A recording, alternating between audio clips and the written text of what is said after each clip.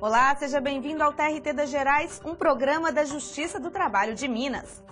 Hoje vamos mostrar quais os cuidados que as empresas devem ter com a carteira de trabalho profissional. Conheça a diferença entre contribuição sindical e confederativa. E no quadro Profissão da Hora, vamos mostrar como trabalham os analistas de mídias sociais. Tudo isso agora no TRT das Gerais.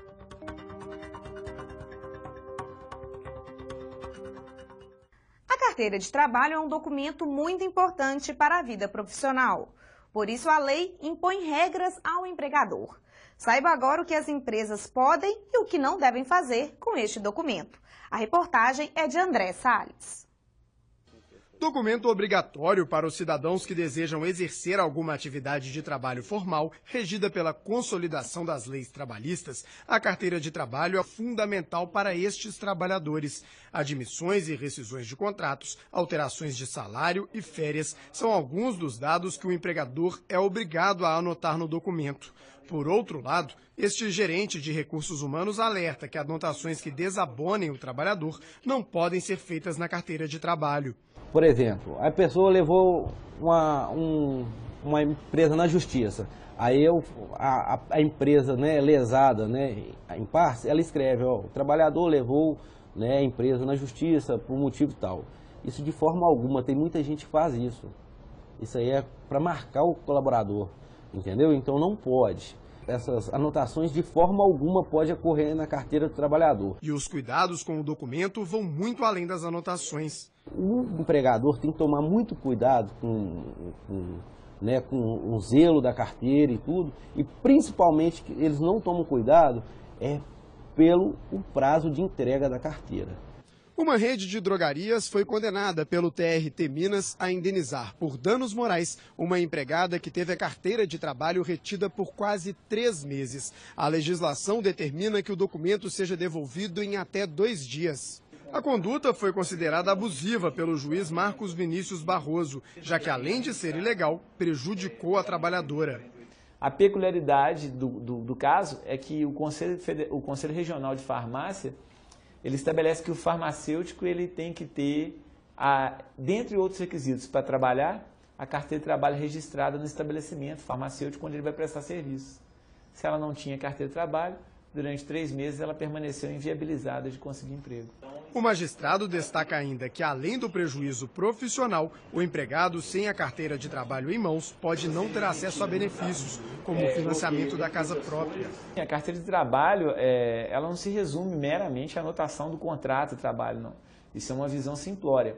A carteira de trabalho, ela é uma prova de rendimento para o trabalhador conseguir um financiamento. Normalmente, como a renda da maioria brasileira é baixa, conseguir um parcelamento de um bem que eles interessam comprar, conseguir um financiamento no banco, ou numa factory, ou numa loja que ele precise obter um determinado recurso para pagar, às vezes até um remédio caro, uma cirurgia, alguma coisa. É para o trabalhador comprovar antecedentes de experiência profissional. O empregador que não observar os cuidados necessários está sujeito à punição. A retenção da carteira de trabalho acima do prazo legal, ela pode gerar uma condenação da justiça, como foi esse caso, uma condenação de danos morais, se o empregado provar que teve prejuízo durante esse período, ele teve uma oportunidade de emprego e não foi admitido porque a empresa estava com o documento. Existe a condenação moral, existe a possibilidade de autuação pelos órgãos de fiscalização, o Ministério do Trabalho, existe a questão penal, que é a retenção de documento público. Existe uma série de consequências ruins para a empresa que eventualmente retém as carteiras de trabalho. Que isso? O que é isso? Que é isso? Que é isso? Que é isso?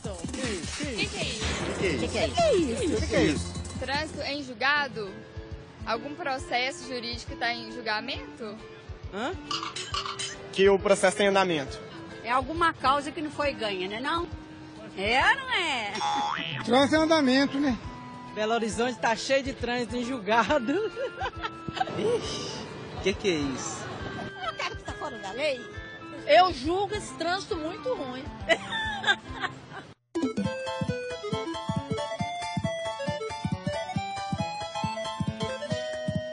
Trânsito em julgado significa a decisão final do processo sobre a qual não cabe mais nenhum recurso.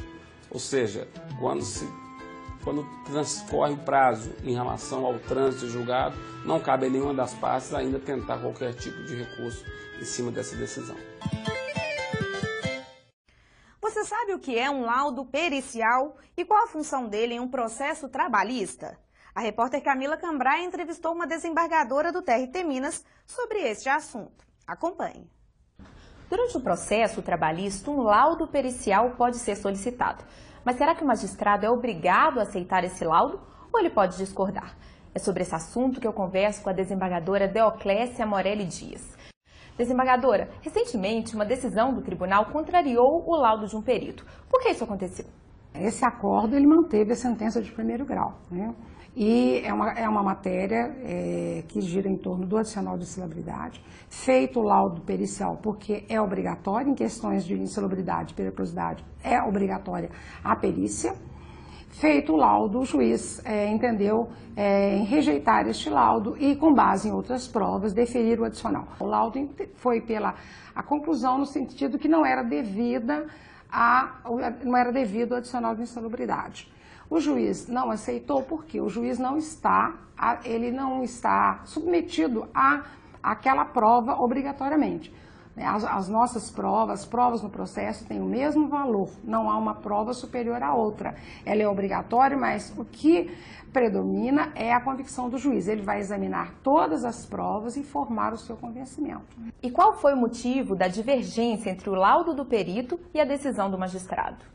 A autora, a função dela era colocar, acondicionar e retirar produtos perecíveis da cama fria. Então, ela entrava e saía algumas vezes no dia. Aí é que deu toda a diferença. O perito entendeu que ela, pelas informações que ele colheu na empresa, ela adentrava a câmara fria rapidamente, 2 a 3 vezes por dia. Então, ele entendeu que esse adentramento não traria direito ao adicional de insalubridade, porque não era habitual. E o juiz, ao contrário, ele afastou essa questão porque, com base na prova oral, ele viu que foi demonstrado que a reclamante, adentrava mais de 1, 2, 3 vezes. Então, era uma conduta habitual. Apesar de rápida, por 1 minuto, né, era intermitente, mas se tornou habitual. Por quê? Porque foi repetidamente, várias vezes no dia. E isso criou uma condição ex-adversa à saúde do trabalhador. Essa decisão mostra, tanto o juiz de primeiro grau como a turma que aqui referendou essa decisão, que a prova pericial é obrigatória em casos de perícia e periculosidade, mas o juiz não está descrito esse laudo. O próprio Código de Processo Civil autoriza, desde que ele forme seu convencimento com base em outras provas. Durante uma semana, o TRT Minas recebeu o Corregedor-Geral da Justiça do Trabalho e assessores. Eles vieram fazer a correição ordinária no Tribunal Trabalhista de Minas. Os resultados você acompanha agora. O ministro do TST e Corregedor-Geral da Justiça do Trabalho, João Batista Brito Pereira, apresentou os resultados da correição ordinária no TRT de Minas. A ata de correição foi lida em sessão administrativa no Tribunal Pleno. O TRT de Minas foi considerado como um dos mais céleres do país. O prazo médio entre o recebimento e o julgamento do recurso é de 46 dias no TRT mineiro, enquanto a média nacional é de 101 dias. A terceira região é um exemplo. É um exemplo que todos nós queremos ver e divulgar. É um tribunal operoso, tem carências em número de servidores, número de magistrados, mas está dando conta de toda a carga de trabalho, que é enorme. O trabalho dos magistrados e servidores também foi reconhecido. No ano passado, desembargadores e juízes convocados solucionaram, em média, 2.255 ações per capita, contra 1.476 processos solucionados, em média, no país. A relação processo solucionado, servidor lotado em gabinete ficou em 205 unidades, sendo a média nacional de 160 processos. O corregedor-geral destacou ações do TRT da Terceira Região, como o programa Boas Práticas, reunião com grandes demandados, ação integrada e secretarias de varas do trabalho destaque. Outras iniciativas, como a coleta seletiva de material reciclável e o programa de inclusão social das pessoas com deficiência, também foram elogiadas. João Batista Brito Pereira evidenciou os esforços do TRT em relação à conciliação. Para se ter uma ideia, o número de processos solucionados por meio de acordo na primeira instância aumentou de 587 em 2013 para 2.864 em 2014. Na segunda instância, a quantidade subiu de 172 processos conciliados em 2013 para 576 em 2014.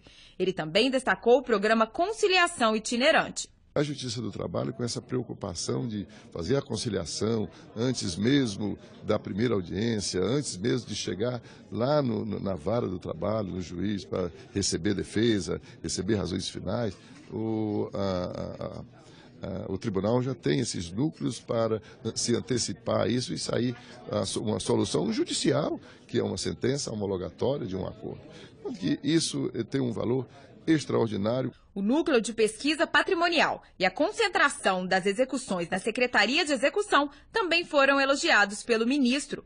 Ele ainda ressaltou o empenho dos magistrados e servidores com a qualidade do registro de dados estatísticos no sistema de gestão.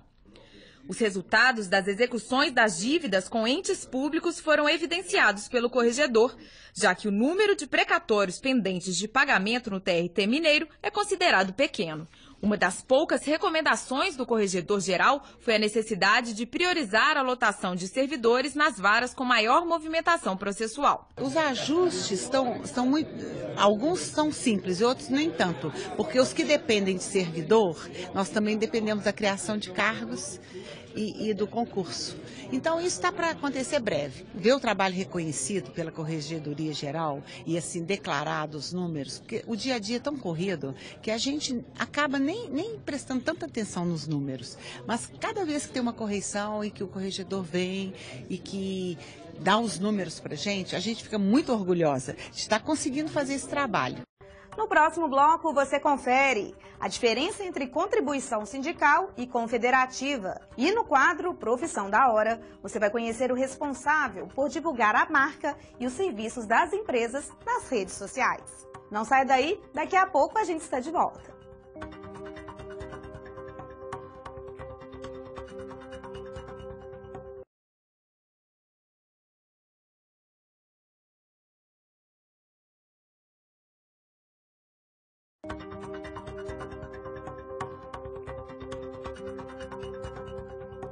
A contribuição sindical é obrigatória para todos os empregados, mas o trabalhador pode escolher se quer pagar ou não uma outra contribuição, a confederativa. Acompanhe a reportagem. Abril é o mês que o trabalhador percebe um desconto a mais no contra-cheque. Mas será que todos os trabalhadores sabem o motivo desse desconto e para onde vai esse dinheiro? Nunca sei, contribuo 3 vezes ao ano, 4 vezes ao ano. Eu nem imagino que seja. No meu tempo era assim, você contribuía um dia. O sindicato fazer alguma coisa pela profissão. É um pagamento que você faz adquirindo alguns bens dos sindicatos, né? É a contribuição sindical, obrigatória para todos os trabalhadores com carteira assinada e profissionais liberais. Ela tem natureza tributária e está prevista na CLT. O valor corresponde a um dia de serviço e o dinheiro é destinado aos sindicatos, centrais sindicais, federações e confederações. O sindicato já tem um orçamento definido, né? E tem um custeio, ele tem empregados, tem jornalistas, tem advogados, né? Tem médico e tem as campanhas, né? As campanhas salariais, uma campanha, por exemplo, sobre a saúde e segurança do trabalhador, isso tudo gasta recursos. A contribuição sindical não é a única. O trabalhador também está sujeito ao pagamento da contribuição da confederação. Nem sei se tinha essa contribuição. Qual confederação? Isso eu sei. E tudo é descontado. Sei, a contribuição dos trabalhadores para o sindicato de classe de cada trabalhador. Eu acho que tá pesada, né? Trabalha tanto tempo, tanto desconto que eles arrumam. Eu sei que é descontado em salário, mas não sei para quê. Diferente da contribuição sindical, a contribuição confederativa não é obrigatória. A livre associação sindical é um direito garantido na Constituição da República. Um trabalhador procurou a justiça porque teve os descontos da contribuição confederativa, mesmo não sendo sindicalizado. Ele não reclamou por medo de ser demitido. O TRT Minas deu ganho de causa ao ex-funcionário, que vai receber o valor com juros e correção monetária. Este advogado explica que cabe ao próprio trabalhador manifestar o desejo de não pagar a contribuição da confederação. Para não pagar, o empregado deverá manifestar isso de forma expressa ao seu empregador, por escrito, dirigido, e já é uma praxe nas empresas de quando da contratação, né, ele já manifestar esse interesse ou não da filiação ou da sindicalização e, consequentemente, de contribuir com aquele valor da contribuição confederativa.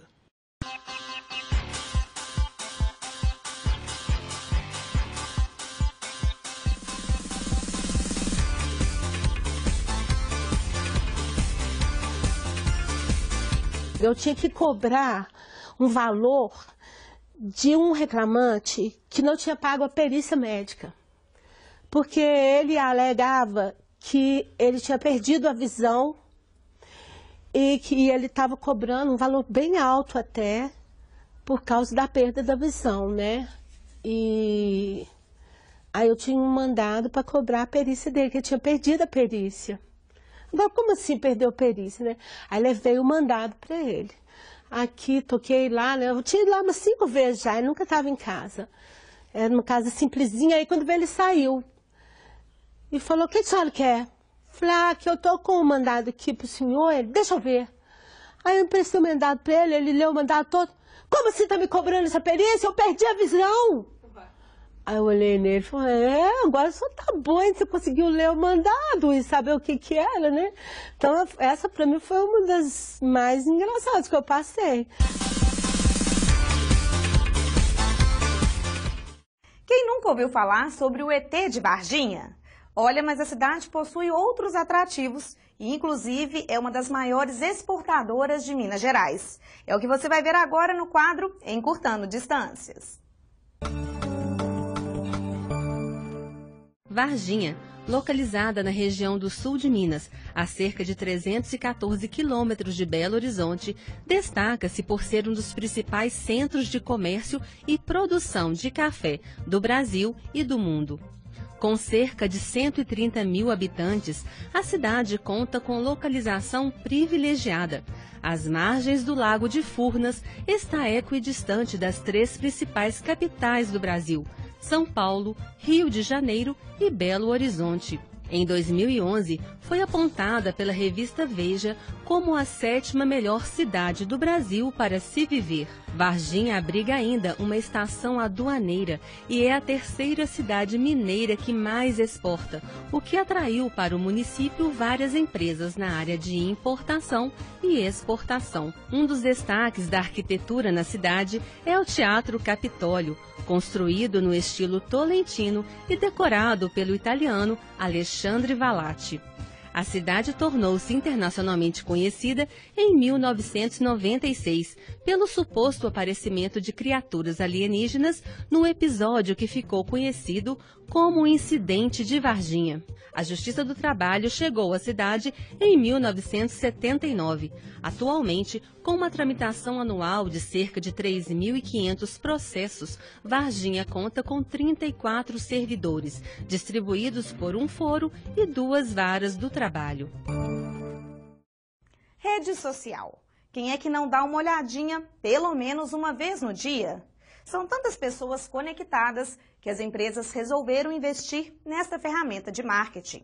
E para fazer esse serviço, é preciso se informar e também se profissionalizar. A carreira do analista de mídias sociais você confere agora no quadro Profissão da Hora.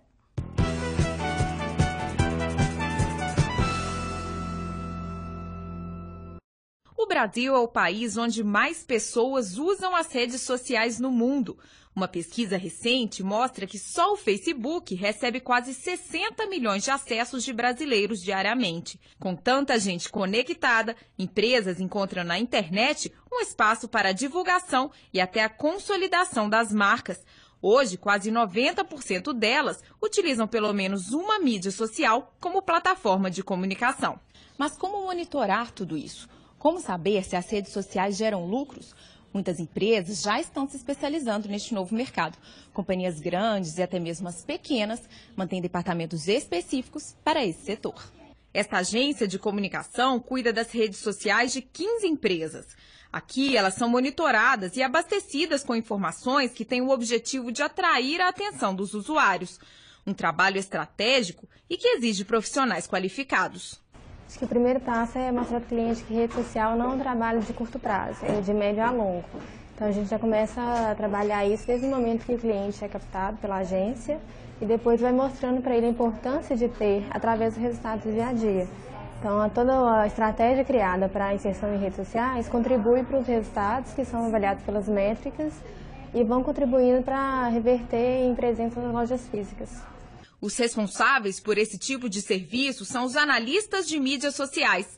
Ana atua no ramo há 3 anos. Ela atende 5 clientes e conta que é preciso ter técnica para atingir resultados satisfatórios para as empresas. Muitas vezes as pessoas acham que é só simplesmente ir lá, colocar uma foto bonitinha e um texto, mas é muito mais do que isso. Você tem que avaliar o período, o horário, como seria a forma que aborda melhor o seu público, se o seu público tende qual rede social que o seu público está, se ele está numa rede que seria mais simples ou numa rede mais corporativa. Então, uma série de fatores que são analisados, além de simplesmente um post naquela matéria. A profissão de analista de mídias sociais ainda não é regulamentada e o salário varia de R$1.000 a R$5.000 na região sudeste do país. Vander é professor e presta consultoria na área. Ele tem 7 anos de experiência e hoje trabalha em casa.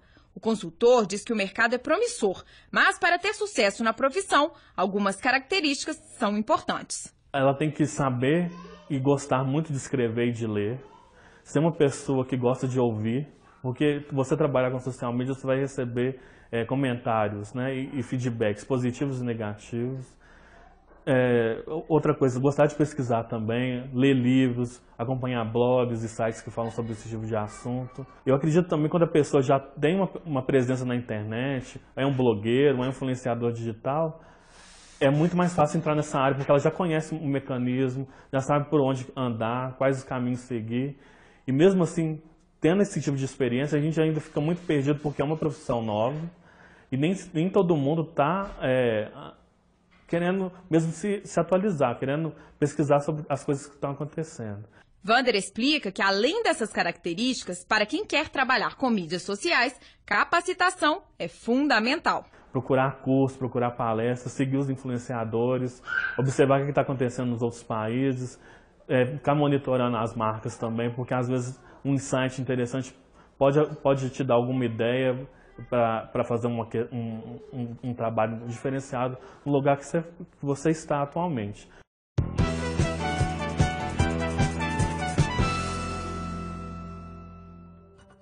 O TRT das Gerais fica por aqui.